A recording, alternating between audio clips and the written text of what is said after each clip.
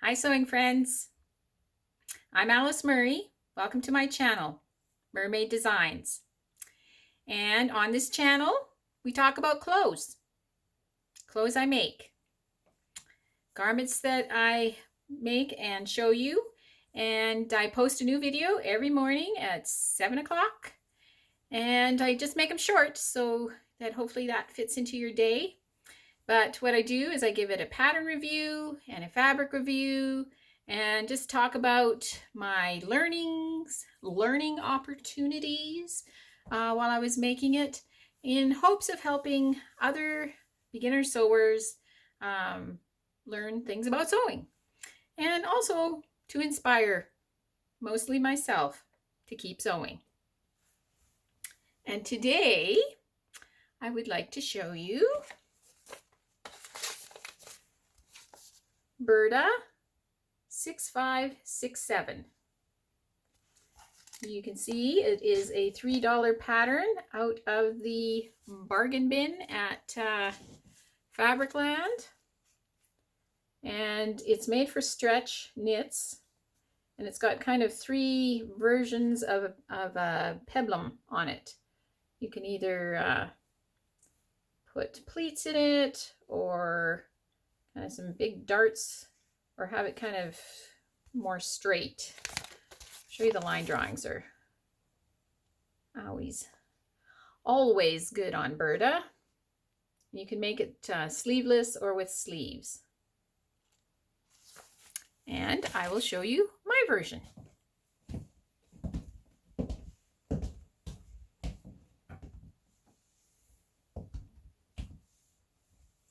I look a little bit like the force is with me.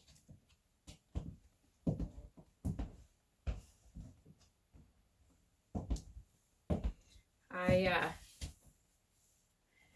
think it has kind of a futuristic look to it. So what I did was I made this out of a remnant of material. This material I made a dress for my son's wedding. I showed you that dress in about 3 months ago, and then I just made the sleeves out of a remnant of it's just some very stable kind of t-shirt knit. It's kind of little black bits in it, and I chose view A with the kind of the very straightforward, no ruffles, no pleats.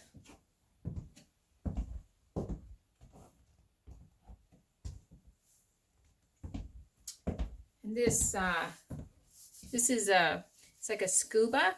I got both of these at Fabricland. I got this out of the discount area, and this I got out of the regular area, and it was a new release when I got it, so I don't think it was too much on sale. But today in my grateful thread, it's not, I don't know how to talk about it gratefully, but what I wanted to talk about is being economic when we're sewing. Like, how do we keep the things we make from costing as much or more than ready to wear? And I don't always, I say always, funny. Have you noticed that? My mom used to tease me that I say always instead of always. And I never really noticed till I started doing these videos. Always. So anyways, these are the tips I use to save money. Because if you're making $365, you don't want to break the bank. So things I do to save money: I use all of the material. If I have a remnant, that's why you will see different garments made with the same material. Because if I can fit another garment out of a remnant, I do. And I am the queen of Tetris, getting pattern pieces on a piece of fabric. And sometimes what I'll do is I'll even cut out like two different things at the same time, because then you can, maybe fit them in better. But I use every bit of the material. And I think that's the first way to save money. And what I have left over, I give my daughter, and she does embroidery with it. And you can make scrap quilts and that kind of thing with it as well. Another thing I do, heavily shop the bargain areas. $3 for a pattern, that is way better than $20 for a pattern. I do buy the occasional, probably the occasional pattern at a discount or at full price, but not very many. I buy a lot out of the discount area. And this one, it looks like a beautiful pattern, but I've got things out of the discount area that you look at the envelope and you think, but when you make it up with different fabric and put your own whatever into it, a lot of them work just fine. The other thing is, when you have a pattern, make it 3 times. Make it at least 3 times, because if I make this 3 times, that will be $1 garment that it would have cost me for using this pattern. Also, I heavily shop the discount areas online and in person at the fabric stores. That they always have different things, and you know, I look through it, and if it looks like anything I can make anything of, that's what I get. So I never, rarely, except when I made the dress for my son's wedding, I rarely go into a store with a pattern and think, okay, I need to get something specific that'll match this and look nice. I just buy things cheap and kind of figure them out when I get home. Also, let people know there are fabric destashing websites where you can buy other people's stashes. I've got a dear friend who's got a big stash, and I'm buying things from her. And let people know, if you're done with if you don't sew anymore, yes, I will happily take your patterns and your fabric off your hands for a price or whatever. That all of that you're going to get at a much better deal. And also refashioning, that making something new out of something old, it can cost you as much as nothing. It might be something you already own. It might be something somebody gives you. And even if you have to go to the secondhand store and buy stuff, buy the biggest whatever, shirt, dress, whatever, to get as much material as possible. And then you can often make something new out of something old, and it can be very economical.